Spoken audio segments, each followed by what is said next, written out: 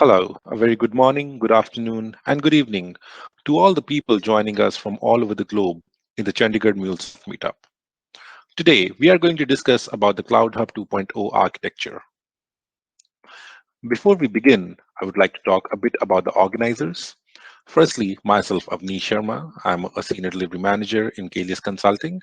I have been managing multiple MuleSoft projects across multiple domains. And alongside me, we have Kajal Agrwal, who is also a speaker for this event. She's a senior solution consultant with Caelius Consulting with great coding skills. Along with Kajal, we also have Gaurav Oberoi. He is the associate solution architect in Caelius Consulting. He bags a great experience of more than 10 years and would be giving us a live demo of how things work in the Cloud Hub 2.0. So without wasting any time, let's jump on to the event. Over to you, Kajal. Like the updated version of 1.0 only with some features, additional features in CloudHub 2.0, which we don't have like in 1.0. So we'll have the additional features also in 2.0. So CloudHub 2.0 is fully managed, containerized platform as a service where we can deploy our applications and run our MuleSoft applications. So it provides like CloudHub 2.0 has some basic different features other than 1.0 also. So it provides deployment across 12 regions and builds in security policies, protecting your service, sensitive data with encrypted secrets, firewall controls, and restricted shell access. It encrypts certificates, password, and other sensitive configuration data at rest in transient within Anypoint platform. And it provides standardized isolation boundary by running each Mule instance and service as a separate container. So in 1.0, we have a concept of worker and vCores, but in 2.0, we have concept of replicas and replica size. We'll see what is replica and like what different option we have with a replica size. And this is the basic, like you can see the UI of 2.0. So we'll see in detail in the deployment demos, like what all the features, extra features we have in a Cloud of 2.0. So this is just the UI of 2.0. And you see there are a lot of reasons like private space, shared space reasons, and these are runtime fabric, private space, load balancer, transient gateway. We see all these features here. And the next we go to CloudHub 2.0 architecture. And the CloudHub 2.0 architecture comprises two major components. Like without this, we are not able to deploy our application on CloudHub 2.0, which is Anypoint Platform Services and Shared Global Region. So if you see on my screen, there is one diagram. So it has like first four things, 1, 2, 3, and 4. So first is integration apps. So integration app, the application or the API which we want to deploy on a Cloud Hub.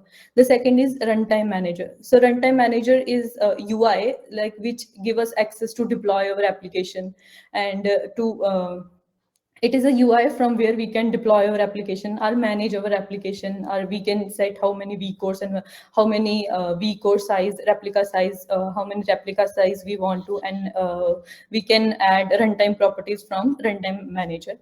And the third one is platform services. So this is the shared global region. So these are the like feature you are seeing in the this diagram, which is Anypoint store, Anypoint monitoring, object store, v2, logs, alerts, private space, replica management, schedule management. So these are all the features which are like commonly, like it is shared by everyone who deploy the applications on CloudHub 2.0. So everyone has these features. And the fourth one is CloudHub 2.0, like which platform services and CloudHub 2.0 work simultaneously, both like parallelly with each other. So CloudHub 2.0 replicas are basically a dedicated instance of Mule Runtime Manager, Mule Runtime Engine that run your integration application on 2.0. So replica has some four characteristics, which is capacity, isolation, manageability, and locality. So first we'll go with the capacity. Like each replica, if you say like each replica if, has some capacity, like if we are using 0.1 size of replica, so it has some limitation, like it will have certain amount of storage, certain amount of heap storage, and certain amount of we can use with, like, it has each replica has some capacity. So isolation, like earlier I said, each replica has a different container, and every application which we use in our, like, to deploy on CloudHub 2.0 will be deployed in a different container. So it is isolatedly this is show that it is isolated. And the next is manageability. So with Anypoint monitoring, alerts, and runtime manager, we can manage these replicas easily. And locality. So these are deployed on a different reasons. Like earlier we said, we have 12 reasons in CloudHub 2.0. So these are deployed in a different reason. So it shows us a locality. We have like different reasons globally, reason to deploy our applications. Next, we have CloudHub 2.0 replicas, vCore size, and here we have the list of different vCore size we have, and corresponding to them corresponding to them we have total memory, heap memory, and storage also. So we can configure replica according to our need. We can scale replicas vertically by selecting one of the available vCore size. So if we select, like, if we want our application is not a, like, don't have like much processing in our application, like it don't need much storage, that storage we use like slash temp storage, we don't need that much, so we can go with like 0.2 vcore or 0.5. But if we want to use the storage and more heap memory, so then we can go with the, like, 1 plus vcore size. And the next is shared global region. So a CloudHub 2.0 provides the ability to deploy our application in different regions. So the 4 new regions which are defined, like just came into 2.0, is North America, South America, the European Union, and the Asia Pacific. We can host our application in the location near to our services that reduce latency. And if you see, these are the, like, reasons which we have in CloudHub 2.0. And depending on what reason you deploy your application in, and the DNS record and the load balancer for your integration might change. So if you see, if we deploy our application in US East 1, so our DNS record will be like this. US East 1 CloudHub IO.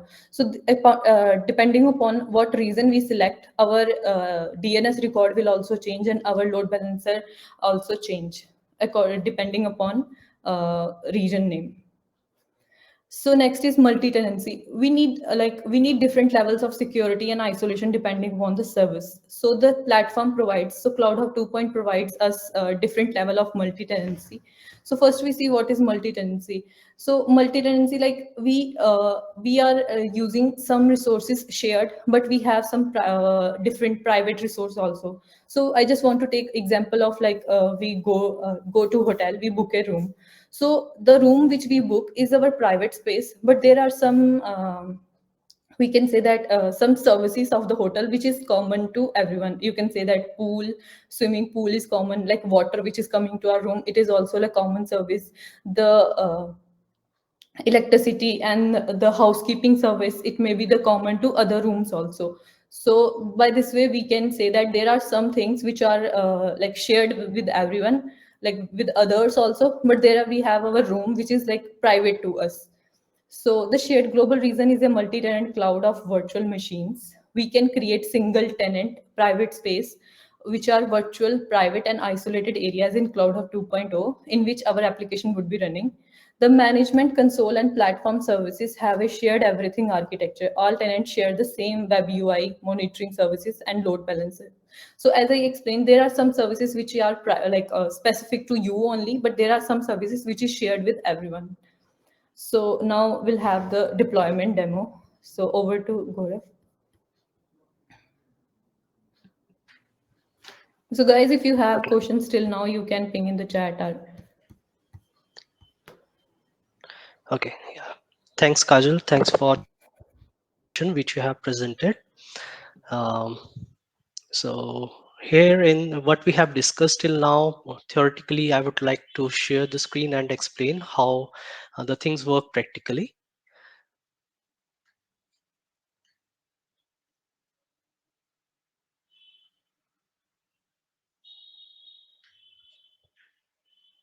Okay, please confirm if you are able to see my screen. Yes, Gaurav, we are able to see. Okay. So hope you have got fine idea about what we are discussing and what we are trying to represent in this session. That is particularly with respect to CloudHub 2.0 version. We will compare the few sort of things which were already available in 1.0 and which are not now, as well as which more refined form which is available in 2.0, but it was not available fully full functionality in 1.0, or it was not at all available. Okay, so starting with this, the UI which you can see, it's pretty similar, nothing different in that for the runtime pane. So here, starting from the beginning, if you are going to deploy any application specifically in your business group, so what happens is by default you will be able only one single shared space like this. Don't look into this right now. This I have created for you to for this session, so that I can represent how going forward how shared and private space works. So by default you should be able to see shared space along with cloud hub, which is the cloud hub 1.0, and normally which comes with the hybrid. So coming back to 2.0, you will be able to see shared space US region, but not any other. Why? Because during the slideshow, you might have seen there were others also apart from US region. So for that, first thing what you have to do is you need to connect with the administrator who have the access for that. You need to go to access management, go to the organization, click cover the organization, and there will be a setting for that. Here if you see, I did not check mark for enable global deployments, right? So it's not allowing me to deploy my application to other shared spaces, only US region. So if I click on this and save the changes, going forward, if you are coming back to the runtime manager, you should be able to see other spaces as well. So now in the drop down list, so it may be a case you are stuck and you are not able to see other spaces. So this is being one of the reason, first setting that should be performed to look for the other reasons. Okay, so let me start with the deployment, how it goes. I'm taking one application which I have already created for saving the time. I will just export it.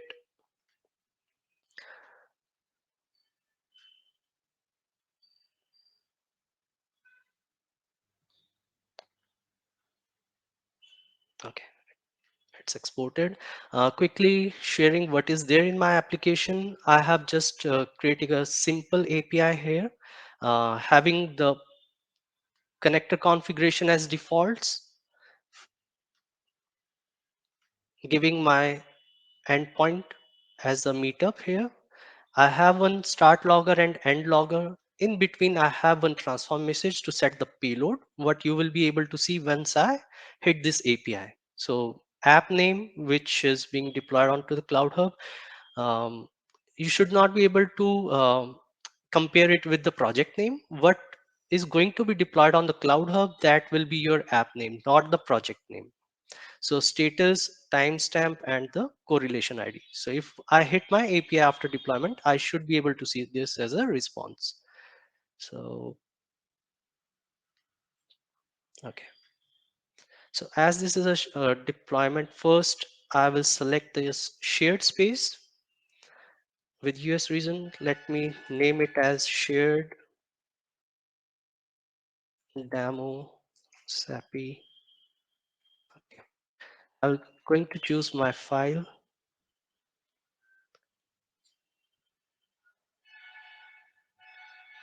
Right. So till now I have given the API name, which will be represented after deployment, and choose my jar and the deployment target. So it's up to you where you are going to deploy, have it common across the organization.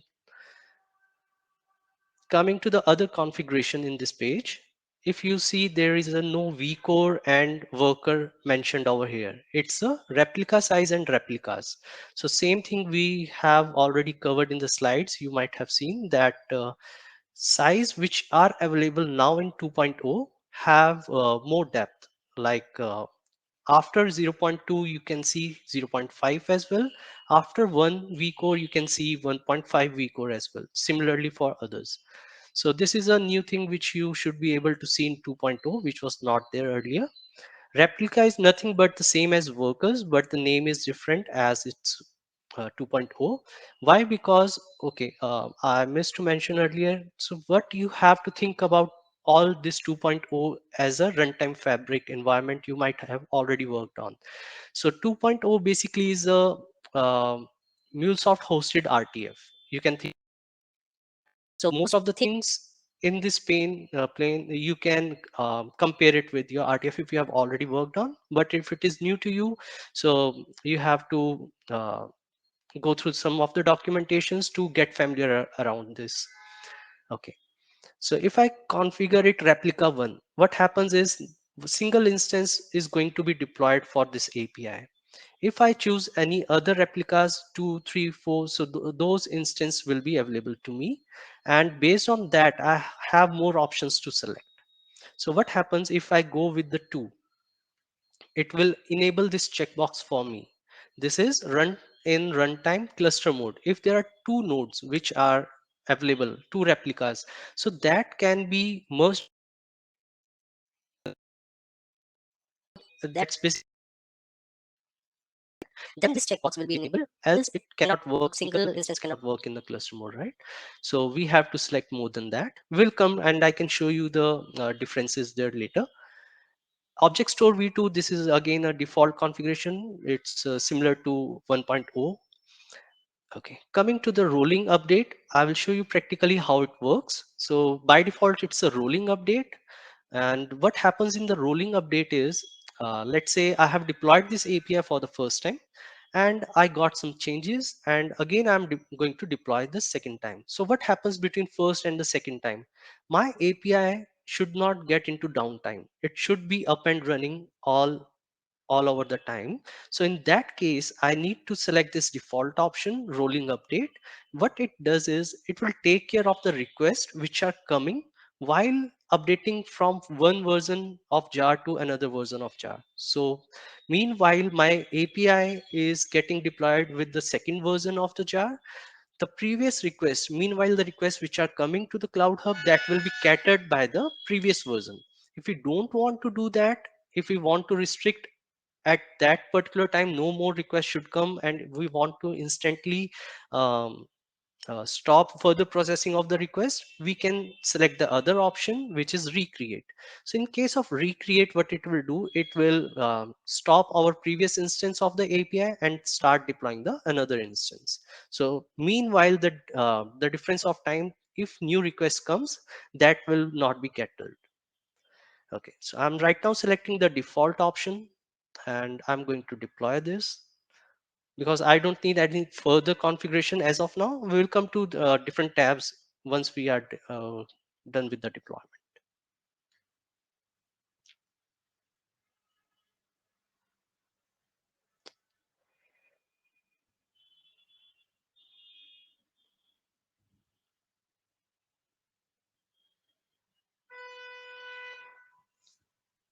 Okay, so it has started deployment. It's not deployed yet, but it has started. So logs, if you see, it's a, you can see logs as well. You have much more flexibility of filtering down the logs in here for 2.0. So here you can see there is a time frame I can select, and here it will be date and here it will be the time. I can create the filter for that. Along with that, we have different levels of logs we define in our API: info, debug, warning, all these. So we can select that particular log as well, which we want to filter out and represent into our UI. Okay, let me check the status once. Okay, yeah, it's up and running. So what happens is once my API is deployed, so how I can access this now? You can come to Ingress tab and here you can get the formed URL for it. So how it is formed right now? I'm using a shared. Now, okay, this is first is the HTTPS, if you see, and then I have the API name. There is a unique ID for it, unique ID for each API, and there is a shard reason based on the where I'm deploying USA even. So based on that, I will get this ID as well. So if you are going with another zone, you will get another shard ID that will be appended into the URL. So right now, if I click on this, I need to append my path. So here you can see I got the response which I have created in my API. So this is my API name, success and timestamp and the correlation ID. So if I hit again, it should get changed. Yeah, it's changing. So this is a URL. You can get it from the Ingress tab. Furthermore, to discuss on this, what I have is we can add the endpoint. Right now it's disabled because you can see some of the features are disabled for the applications deployed to the public space. So if you are deploying with the public space, we may not be able to use all the functions of the Ingress tab. So in order to enable, we have to deploy this API into private space. Then you can see that add endpoint is enabled. Furthermore options as well. Okay. Um, Coming to the properties. Okay, let me more into detail for this URL. So likewise, if you see, this is a HTTPS for you to hit, but my application which I have deployed, I didn't use any HTTPS configuration yet. So right now my API is deployed using HTTP. I'm not using any store to create this as an HTTPS, but still the URL which is formed, which is available here, is HTTPS. So what happens in between? So this is a public URL which is formed for this.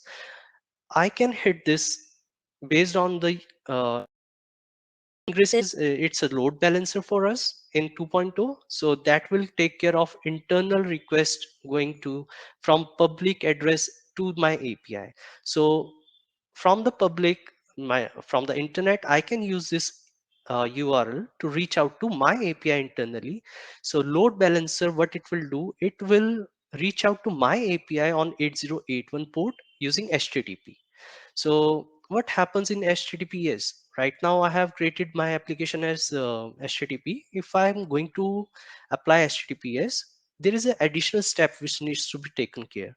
So in that case, you have to come into this and check mark this last mile security. If you are not enabling this option and you are deploying your APIs HTTPS over 80, okay, another point we have to take care is, even though in our API we are configuring HTTPS, means we are having those certificates enabled, still we have to use 8081. So in CloudHub 2.0, this is already taken care by Ingress. The port number will always be 8081. It's not like that you cannot use 8082, but if you are going to use 8081, if you are going to use 8082, it will not be accessible over internet, and Ingress will not be able to directly make contact with that API. So in 2.0, we have to take care of the ports. It will be always 8081.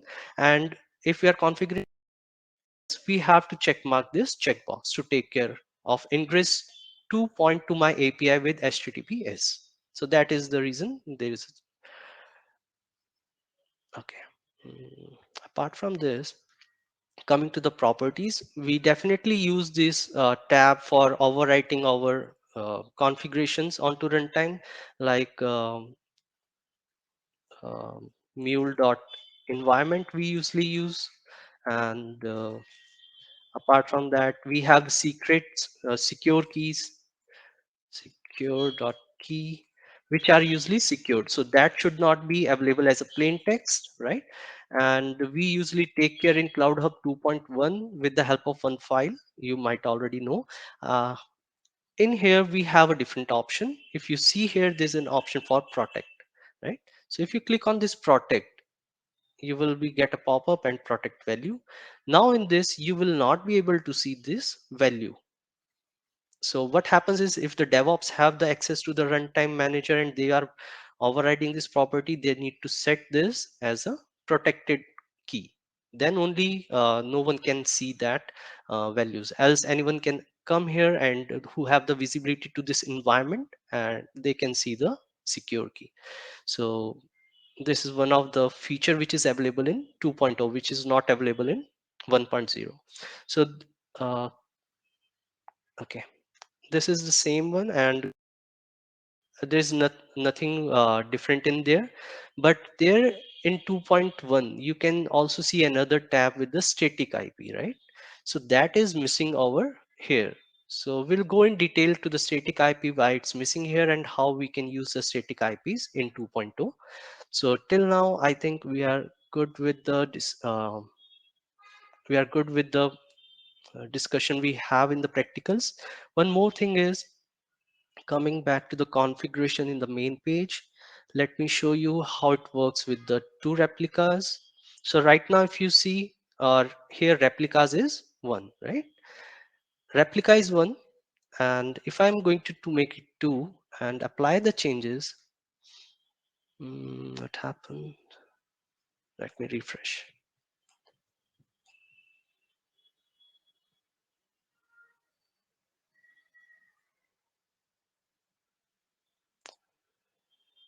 So,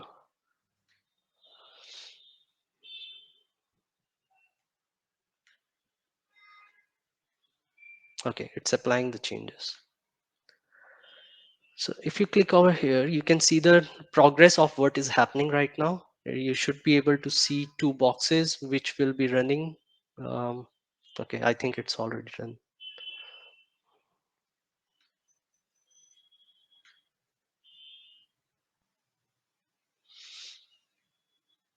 Right, yeah, it's a bit slow. So previously we have one replica, so that is check mark. Right now we have two, so it's initializing two.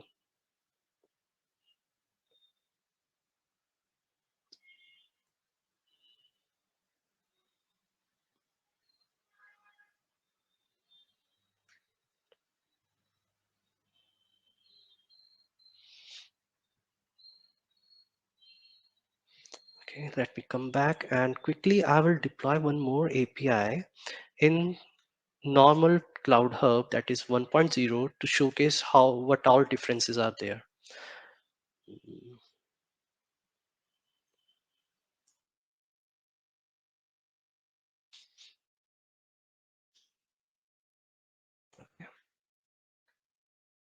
I will use the same jar. I'm not going to change anything. With the single workers, 0.1 V core and reason, right? Okay. So if you see here in the settings, what all options are available, you can see this, right? Static IP is there, but it's not available in 2.0. That's we were discussing. I will go into details later. Okay. Even though in the properties, if you are defining something, you are not getting any protect field to protect this value.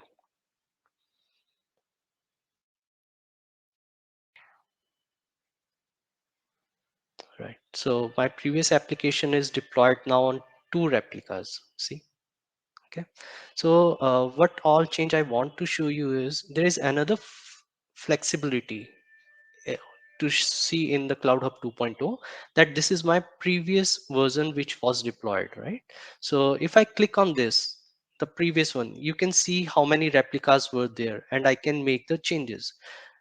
If I click on this is the latest one. The latest one has the two. So all the deployments which are going to be there in 2.0 will have the config changes available, and we can select and check what all differences were there. Even the if I make the runtime version, that will be also captured. If I'm making replica size changes, that will be also captured. The deployment model also will be captured. So if I'm just clicking over here and apply changes, this will revert back my changes of the latest deployment. So this is very easy step in 2.0.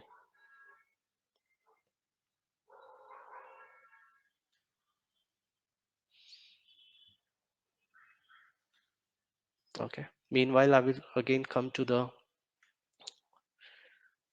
normal 1.0. See, one more difference is the status of this API. It says started, but here you can see it's running. So this is the naming convention apart from replica versus. Yeah. Kajal, can you please go on mute? Yeah, sure. Okay. Okay. Gaurav, we have one question like when we revert our config changes, so do our code also revert back? Our code will be Yes. the same. No, code will also, the jar will also be reverted back. Okay. Right now I'm in 1.2. So in here, what I was trying to represent is, okay, right. So the logs which are available have the different UI, not more UI. Just a second. Yeah. Ah. So not more functionality out of the box, and the UI which is available in 2.0 is more interactive, and I have the options out of the box available. So one more difference which I would like to highlight here is if I come to the alerts, now my APIs are deployed. I want to set some alerts into the for my application. So there is another change in 2.0 and 1.0. So alert name I can say for my cloud hub first API 1.0 API. I need to select the application. If I am going to select cloud hub application, that is by default 1.0, or all APIs, whichever you want to select. Here you can see lot many options are available, right? Which we were making use for the alerts, memory and all those stuffs, usage. Most importantly, the one which we have used is custom application notification. So these set of conditions out of the box are not available in 2.0. So if I'm using this custom application notification, you might have used some utilities, sorry, and some alerts where I want to get the notification from my API using CloudHub connector and email the same to my clients, right? So this is available in 1.0, right? If I go to 2.0 applications, what happens? This is my API. Now, if I select the condition, I'm not getting it, right? There are very limited options which are available for the alerts now in 2.0. Okay, so remaining things are same, subject, message, and recipient, but custom and the other conditions are not available out of the box. Okay, coming back to the applications, is it still, what happened? Gaurav, we have It's done. like one Yeah. question, which is like how to deploy into 2.0 when we are using Azure pipelines. By default, it's deploying in 1.0. By default it's deploying, yeah. So how it's created, previously you need to connect with the DevOps team how it's created. Creating a pipeline, it will be a totally different topic, how we can script it and what all will be required. Definitely the details which we enter in the POM as well as in the script of this DevOps, that will be different. There you usually in the POM, what we do is we give the details of username and target and the details, right? So if you see here, where I can show you, just a second.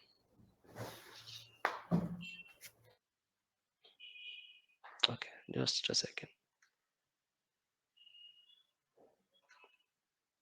Right.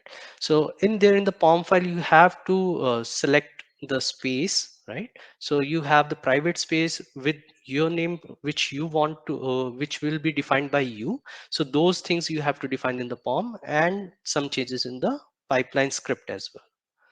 So it won't be a very much straightforward, and you have to look into the documentation which is already available, how we can use the pipelines or directly from the CLI as well.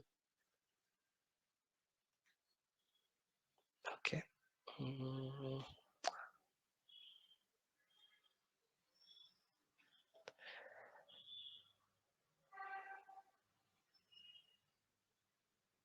And Gaurav, one more question, like till how many configurations, previous configurations we can revert back? Like, do we have any limitations on this one? okay, no, sorry, I don't have any idea that how many, but till 15, 16 I have seen that I can say on my experience, but overall number of configurations I am not sure, sorry. Yeah. Okay. Okay, coming back to the what I can share is, okay, this is completed. Okay, one more thing, in the 2.0 you can see a diagnostic tab in the left hand side. What it does is it helps to the performance testing team or to debug the issue. How it is done is you can see that it gives you a thread dump. Thread dump means the heap memory which is utilized, how many threads were invoked, and what were the functionalities of those threads. You can come and select that here, and it will give you one link to download or to view directly over here. It should be, let me refresh. Yeah, so this thread dump usually, what I have seen is when we are doing performance testing, testing team ask us the thread dump of the your server, what all threads were there, is it blocking some threads, or it's going to some chain which is not being cancelled, or it's not able to come out of that chain. So those will help out to find out those details. Even how we can make utilize of this thread dump is, we know what all thread pools are there in MuleSoft, right? So if you want to get into the details, what all transformation message, DB connectors, and all those are currently creating those threads, you can make use of this definitely. So these are the capacity of the thread dumps, 150 MB for 30 days. Coming to the logs, it's still the same, 30 days and 100 MB. It's still the same. Okay. If you can see here, 30 days and 100 MB. So it's still same, and no differences in there. These are the past deployments. I can see logs from there itself. Okay. I think I have covered for the practical for this part of. Let's continue with the slides and we'll come back to the practicals again. Thanks, Gaurav. Thank you. Okay, so as we see, like Gaurav explained each and everything, like how we can deploy our applications, how we can give replica size, like how we can protect our properties in CloudHub 2.0, what is the size of log file, and all the things. So now we see the things like availability and scalability. So CloudHub 2.0 is designed to be highly available and scalable through redundancy, intelligent healing, and zero downtime updates. So Radiant platform, all CloudHub 2.0 platform service from load balancing to the API layer have at least one built-in layer of redundancy and are available in at least two data centers at all time.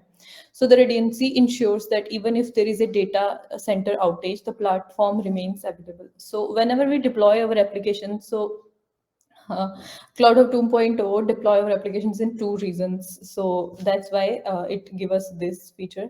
And then we have intelligent healing. Whenever like our CloudHub 2.0, we have this feature. So whenever like our applications fails, or it monitors that our application is not healing, not working properly, it automatically restart it and give us a notification that whether our applications restarted successfully or not. So that it does it like it monitors and provides self-healing mechanism to recover from the problems. If the underlying hardware experience a failure, the platform migrates your application to a new replica automatically. If application crashes or problem occurs because of bug, it recognizes the crash and can redeploy the replica automatically. So that this is also a feature we can have in CloudHub 2.0, which is intelligent healing. Then we have zero downtime updates. So CloudHub 2.0 supports updating your application at runtime. So end users of HTTP APIs experience zero downtime if the application using the role update deployment model. So like Gaurav explained, whenever we're using a rolling update deployment model, so our last replica is also running till the time the new replica starts working fine. So this is like the clients are our users which are using our application, they feel zero downtime, so our application will be up and running. So and then we have clustering. So as Gaurav already explained, that whenever we're using more than one replica, then the clustering comes in a picture. And with clustering, we can scalable our API and distribute workload and readability to reliability to applications. So scale out and data center redundancy. So capabilities which clustering providers is with the help of load balancing service and replica scale out features. So with clustering, we can add multiple replicas to our application, and with this we can horizontally scale our application. So CloudHub automatically distributes multiple replicas for the same application across two or more data centers for maximum reliability. So as I explained in this feature, Radiant platform, so CloudHub 2.0 automatically deploys our application into like two or more data centers just to make sure that our application always up and running. So next is application monitoring and automatic restart. So as I explained earlier also, intelligent healing we have in CloudHub 2.0. So CloudHub 2.0 monitors all application and restarts them automatically if necessary, so that your application recover without our intervention. It also notify you that your application is restart successfully or not. We get the notification alerts like whether our application restarts successfully or not. So next we have shared and private space. So shared space is an elastic cloud of resource that includes instance running in a multi-tenant environment. So CloudHub 2.0 provides one shared space in each supported region to which we can deploy our integration application. So with shared space, we don't require isolation from the public cloud. Apps do not need to connect to on-prem data centers. We don't need apps can use CloudHub IO domain name, like earlier when we were discussing about reasons and DNS record. So we can see that at the end we were using CloudHub IO also, and Gaurav also showed us the public URL. So we don't need to configure custom certificates in shared space. But when we were using private space, so in private space is a virtual private isolated logical space in CloudHub 2.0 in which our application would be running. So we can create multiple private spaces either in the same or different regions. This is similar to Anypoint Virtual Cloud in CloudHub. So a private network is virtual cloud where apps deploy to private space run. TLS contexts which define the domains that are available when deploying applications to private space. Firewall rules allow to block inbound and outbound traffic. So like we with CloudHub 2.0, we have inbound and outbound rules also. So for a maximum number of rules, we have like 40 inbound and 40 outbound rules we have in private space. And if you see the comparison like shared space and private space, so level of isolation, we don't require like any isolation from public cloud in shared space, but single tenancy for your application is required in private space. So network connectivity, your apps don't need to connect to any on-prem data center in shared space. In private space, a network connection like VPN or transit gateway attachment to data center may be required for your applications. Domain names. So in shared space, we can use like CloudHub IO domain name for our applications, but in private space, we can use fancy domain names as required to our client's requirement or our project's needs. So custom certificates won't be required in shared space. We don't need any custom configuration of custom certificates in shared space, but private space, we require custom certificates. And endpoint security, we don't need any endpoint security in shared space, but in private space we need endpoint. So this is endpoint security. So this is the difference between shared space and private space. And the next we have feature comparison between CloudHub and CloudHub 2.0 and 1.0. So Gaurav already mentioned like deployment differences between 1.0 and 2.0. So here are some more differences between feature comparisons between CloudHub 2.0 and 1.0.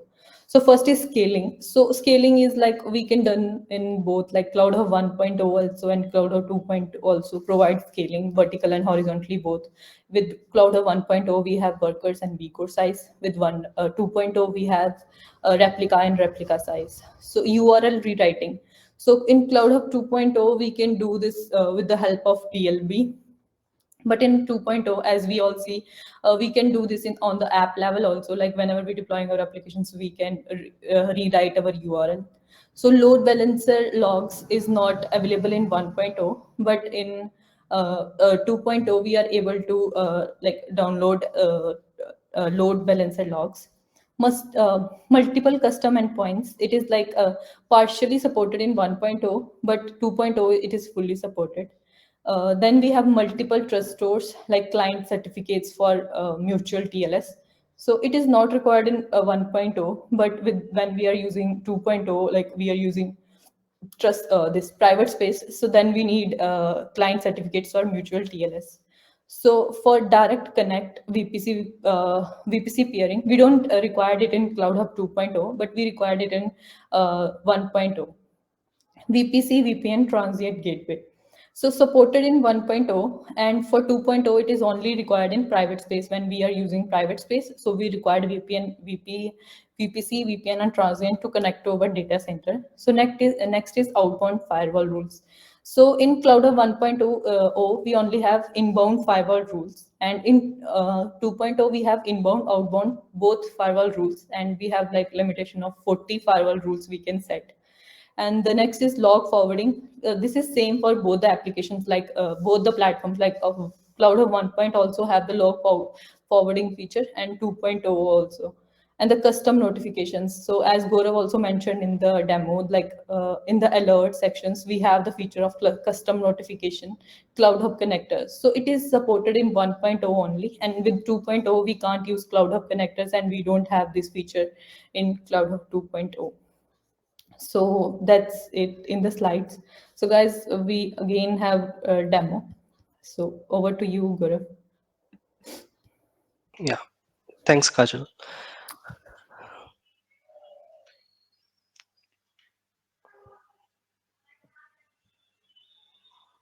Okay.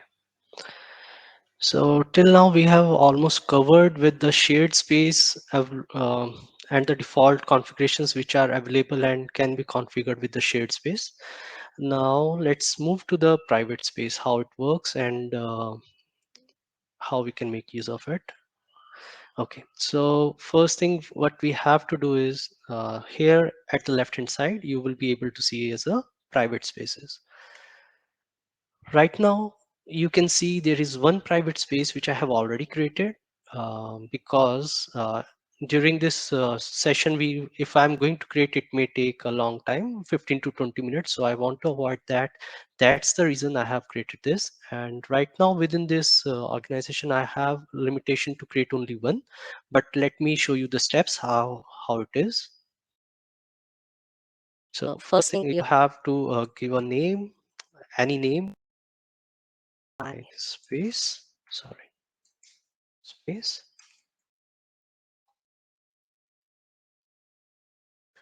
Next, you will be asked few of the steps. For the each tab, you can give it and save the configuration. First step is to create a private network.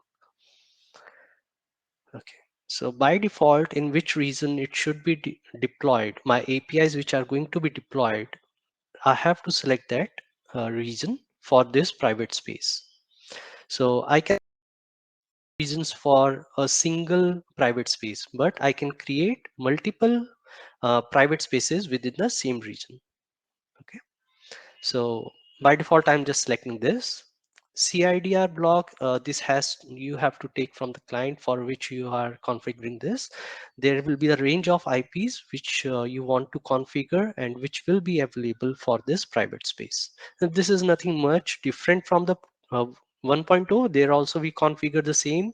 We configure the region and we have to give the CIDR clock. I'm just giving the same based on the IPs have to calculate and mention that range. Okay.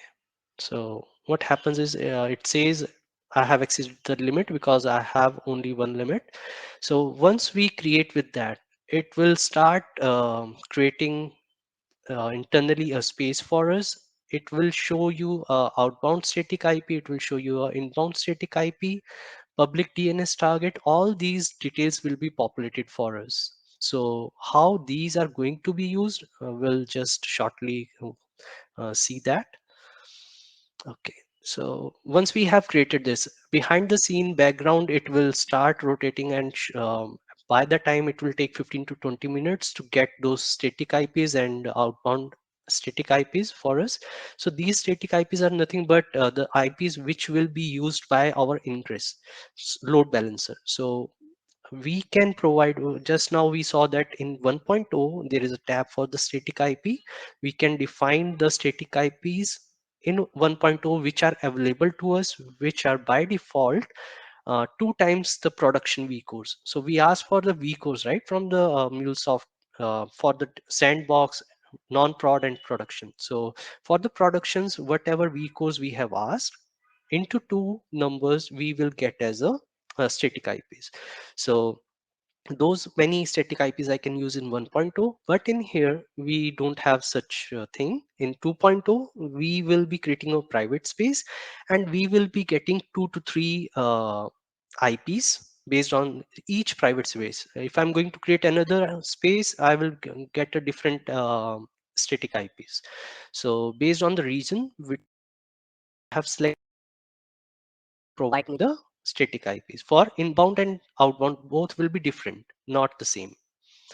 Okay, coming to the second, here we can configure our TLS configuration similar to DLB, where we create our certificates. Not create, we can configure our certificates for vanity domain. Similarly, we have to define it here. Nothing different in 1.0 and 2.0. And coming to the firewall operations, yes, we have already seen in the slides and it was discussed that inbound traffic and outbound traffics are just the rules, and maximum 40 rules we can define for these. So how these rules are used? So if you see, I'm configuring HTTPS for inbound traffic. If I'm getting my request on HTTPS and all the IPs are right now allowed. If I want to create limitation, I want to allow my traffic to the limited audience. So I need to define that. So similarly for HTTPS, I can add the rule for other protocols as well. Why it's not showing? Sorry. Yeah, okay, that is for the outbound, right? So inbound, usually we deploy our applications which will be coming to us over HTTP and HTTPS. So here we can define all, but so it may be the case in a single go I'm not able to configure all the ranges. There is some break in the IPs, so I need to create multiple rows in here. So that's the reason. Okay. Similarly, for the outbound traffic, if my API is reaching out to some outsource, so outbound, so there I can configure, like if I'm going to UDP or TCP, so which port will be used, I can define which port I will be allowing from my API to connect to the target system. So that can be configured here. So all these rules up to 40 can be configured in the firewall rules. Okay. So environment is by default. My environment is sandbox. So it's already selected. Business group, you can select which business group. So right now I have two. So I'm working for this business group. So I have selected that. It's not mandatory one, but it's good to have this tab. Okay. Coming to the advanced. Yes. So HTTPS request. What happens is, right. So there are three options available in this HTTPS. This defines how HTTP requests are handled by ingress loader. So usually what happens is all the requests will come as HTTPS, right? So we have seen in ingress, there is a URL which is generated and we are able to access our HTTPS, right? So these are the different configuration for that. If HTTP is coming, it cater that. If we want to cater HTTP, we can select this, or it will internally redirect. So this is one of the configuration. Along with that, we usually see that load balancer has its own response time. Similarly, by default, 5 minutes is the response timeout, which is defined for this private space.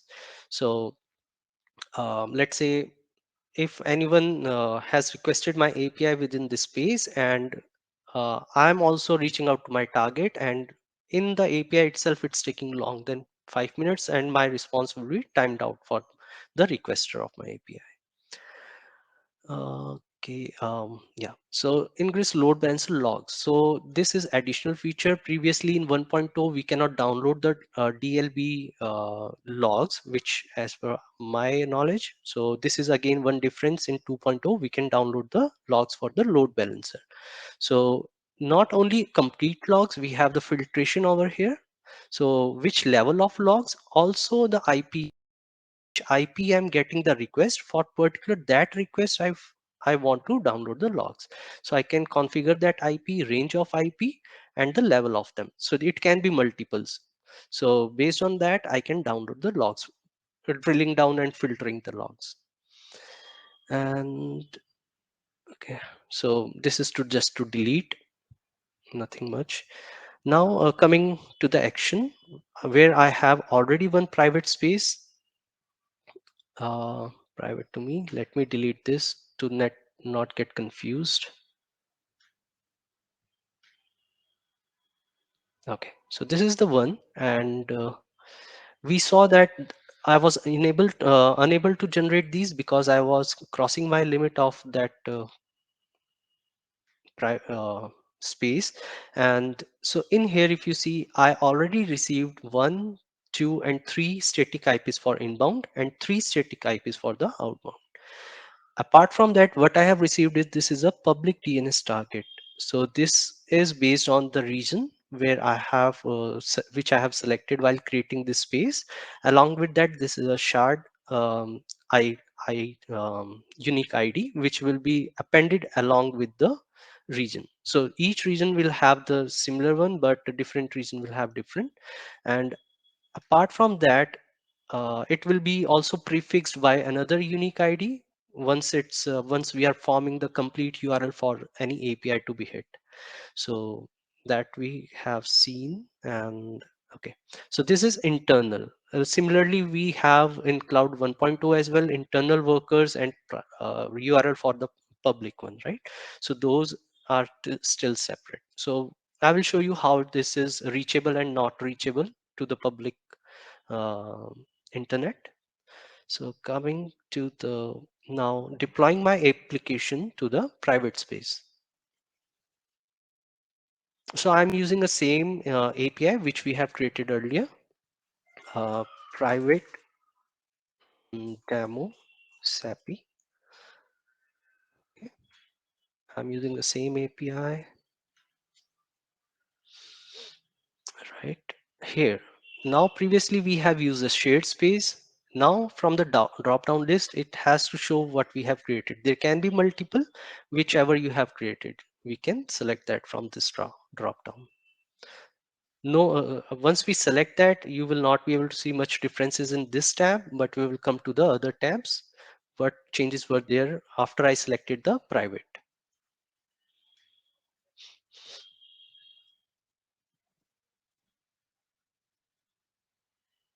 So I think there was one question for the multiple. Sorry, I think I switched quickly. Sorry.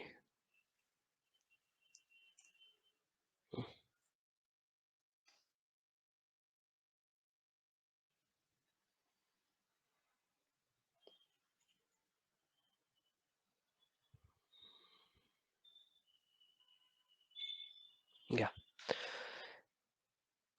deploy application.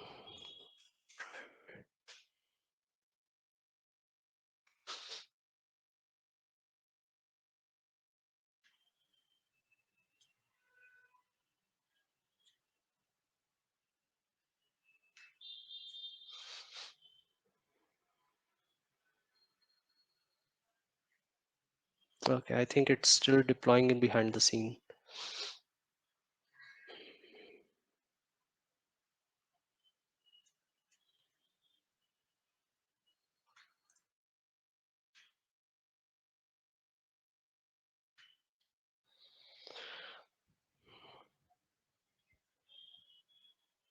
Gaurav, we have like one question. What is the purpose of inbound and outbound static IPs? Right. Resources cannot be configured for this target.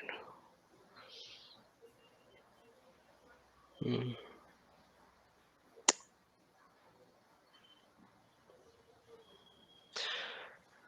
Yeah, what is the function of static IPs for the inbound and outbound is in CloudHub 1.0, what we see is there is a static IP and we deploy our API to one particular API so that, sorry, one particular IP so that that particular IP we can share with the means the uh, to the target to which we are going to hit so that they can whitelist our API. So sometimes what happens policy, they will not allow all the traffic. They have some settings to allow particular traffic in their environment.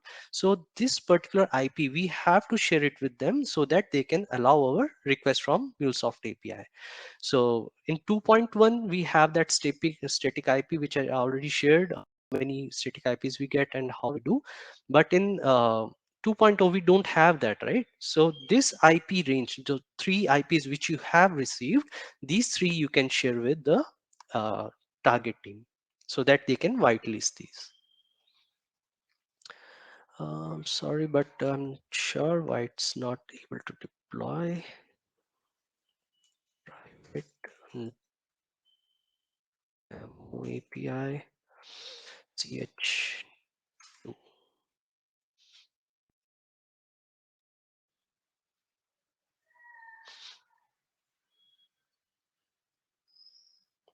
private, right?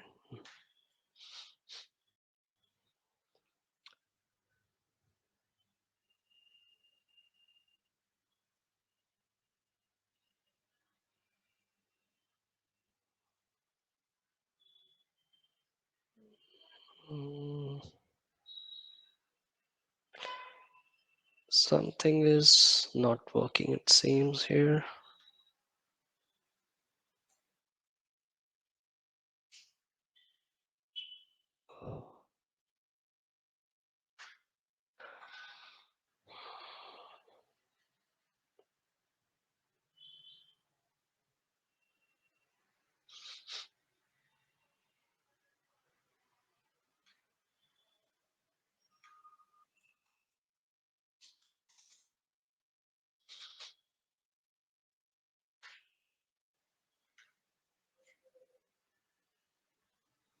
Yeah, remaining things are fine.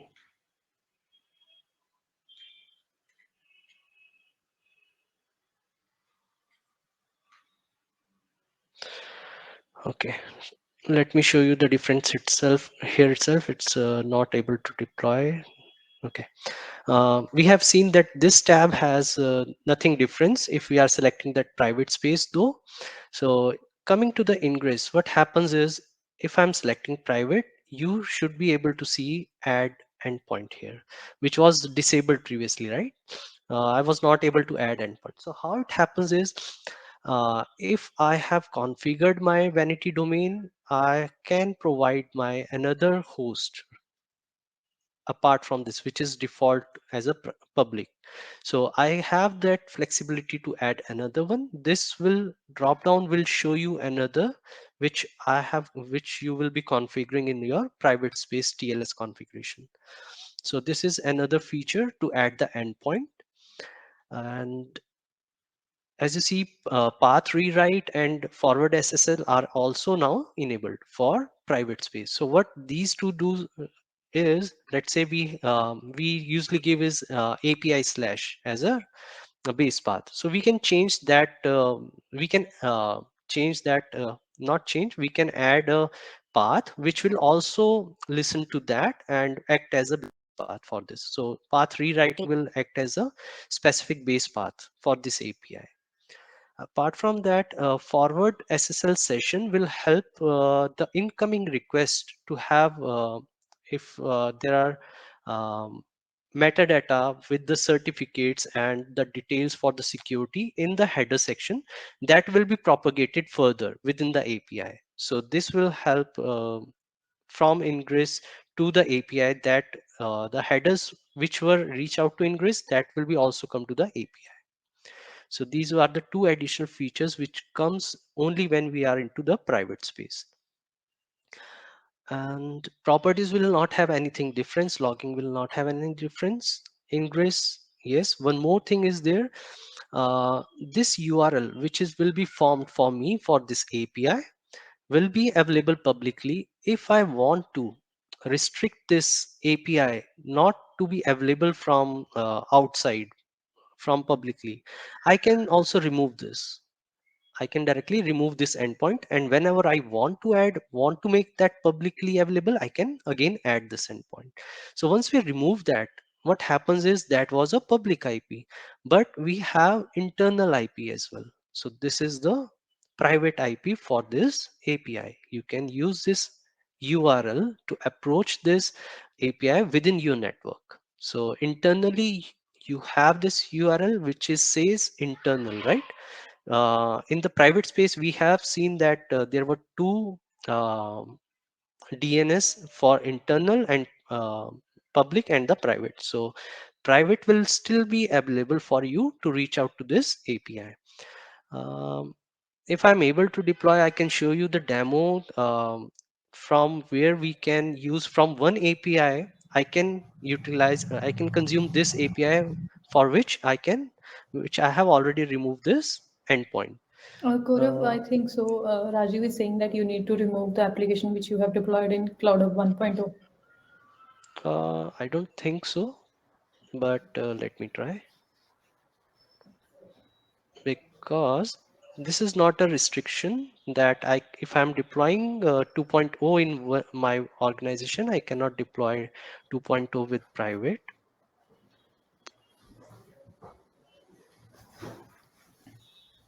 It seems some issue with the platform itself right now.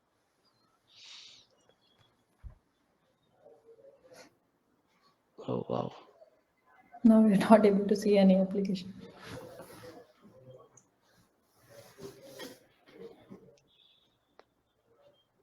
What just happened? Okay, let me log off and log in.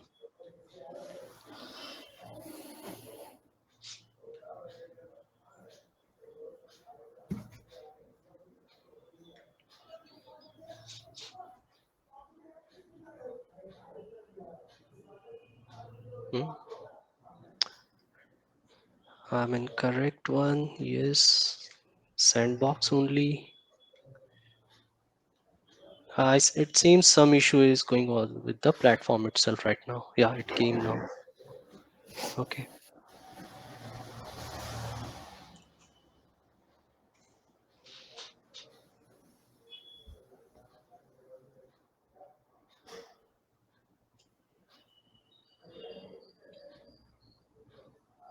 Private space.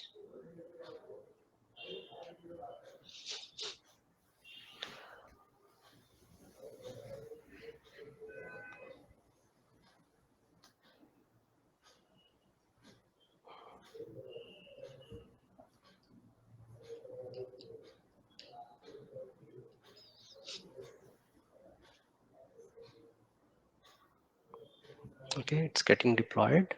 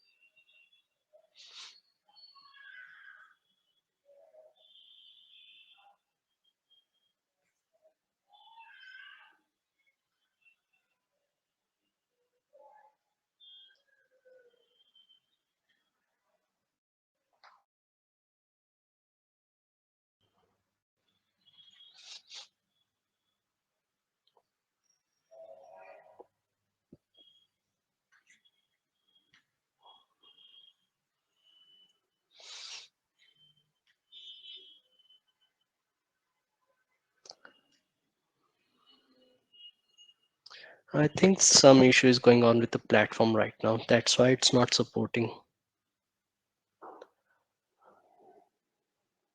Yeah, maybe. Gaurav, I think we can proceed further. So, Okay. yeah. Um, so apart from that, okay. So in here we have already seen what all functions are available to us. You can make use of private URL to use it privately within your network to approach this API. You just need to remove this, and it won't be available publicly with the URL.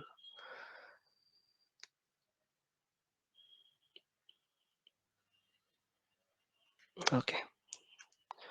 And private space, what else we have seen here? Yeah, this we have covered.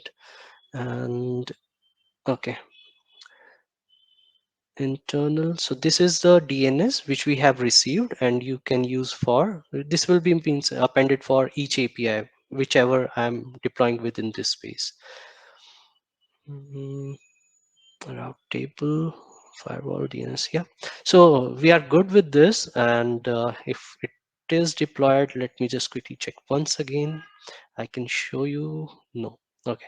So that's all for this demo. And I thought that I can show you this, but it's similarly just the deployment method is different. We have already covered what changes are there. URL you will be same. You can take it from the ingress tab. Similarly, what we have seen in the shared one. So once it's deployed for you, you can use this URL to approach your API. That's it. Okay, so Gaurav, we have one question from Sudhir. Okay. Yeah.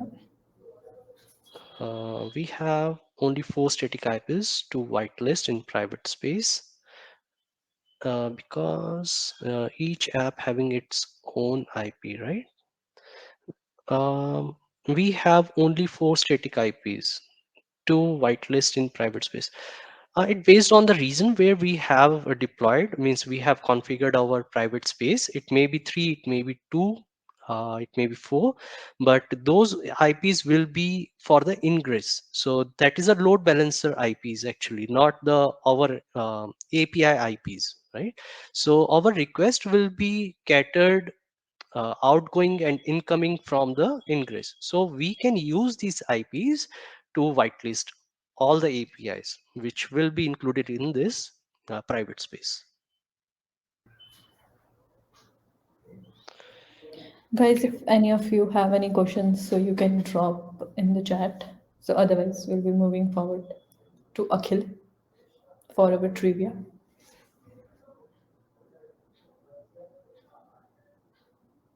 Hello, Akhil, you there? Still got to be there. I think let's move on to trivia. It's been a while. Uh, though Sudhir has another question. If you would like to quickly address that, Gaurav, and then we can move on. Sorry, which one? The Uh, last one. What about same use case with outbound? What about same use case with outbound? So for outbound also you can see 3 private IPs which were allocated. So those IPs we can use, but what is your use case? I'm not. Can you please share? What about same use case? What is the use case? I think he's talking about we can only have 4 static IPs in private space. Each API have its own IP for Uh, inbound and API outbound. API will not have the static IPs, right? We have only 4 static IPs to whitelist in private space. Not 4. If our request is going out to the target, we have only mentioned those IPs, not the outbound IPs. So what outbound IPs are used here? So outbound means I'm reaching out to inbound. Okay, yeah. So outbound is the same what we have discussed. Inbound is to which will be the request which will come to us to our API. Those will be inbound. So the things which we have discussed right now to whitelist, that is for the outbound only.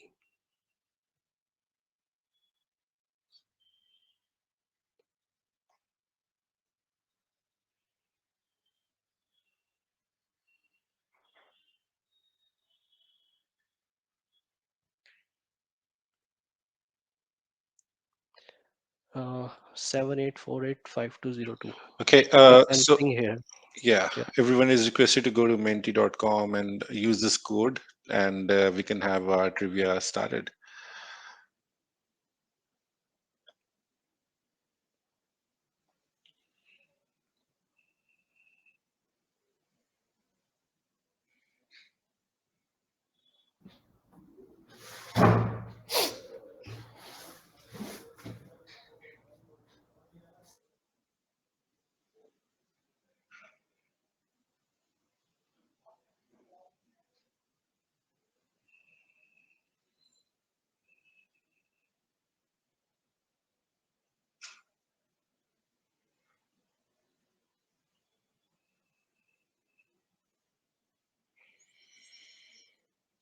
Okay, there are still a few of us joining.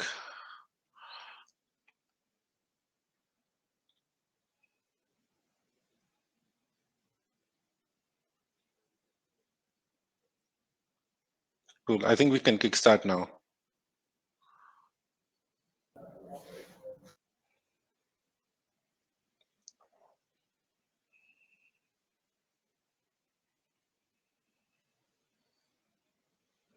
The question is, how can we secure runtime properties in Cloud 2.0?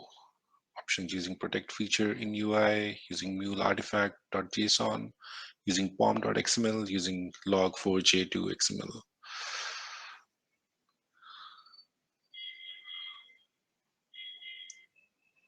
All right.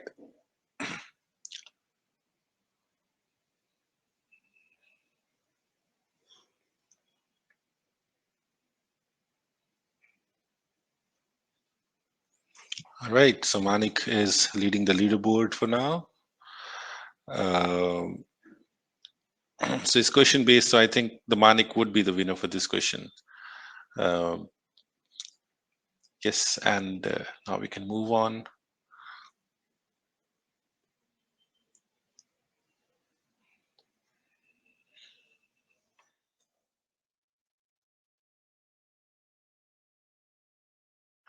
Many maximum number of inbound, outbound firewall rules we can apply in CloudHub 2.0. It's 20, 40, 60, or 80.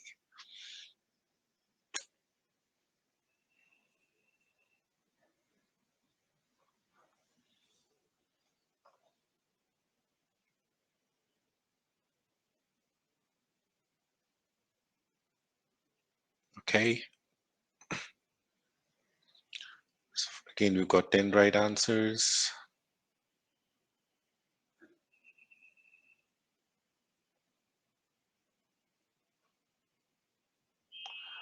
Bhanu Chandra is leading the board this time. So we have another winner.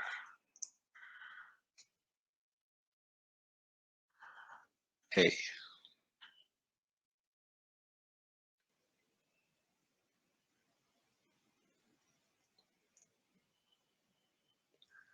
in CloudHub 2.0, which port number for HTTPS ingress understands?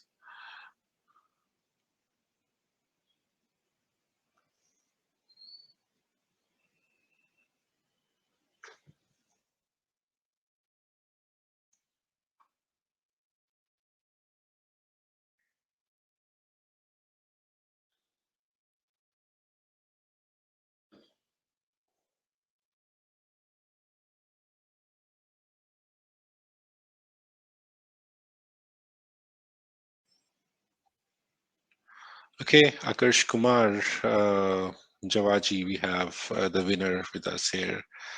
And in the leaderboard, Bhanu Chandra and Manik Dhawan are the runner-ups.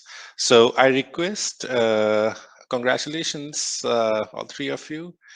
I am pinging my email ID on the chat box. I'm requesting all three of you to send me out an email, Akarsh, Bhanu, and Manik, so that we can send out some. You're already going to be getting some goodies from MuleSoft, and we can send out some goodies from our group as well. So, yeah, thank you so much for joining in. I think uh, it was a pleasure to have all of you and for such a informative session. Thank you, Gaurav, and thanks, Kajal. Um we look forward to many more such meetups, and I thank all the attendees in this meetup who were there throughout. And I hope that every one of us got some value out of the meetup. And thank you so much for joining in. We hope to see you next time in the Chandigarh MuleSoft Meetup. Till the time, let's keep muling, and let's catch up with each other in some other MuleSoft Meetup. Thank you. Thank you, everyone. Thanks, Thank you, Avneesh. everyone. Thanks for Thanks, joining. Kajal. Thanks, Gaurav. Thanks, Avneesh.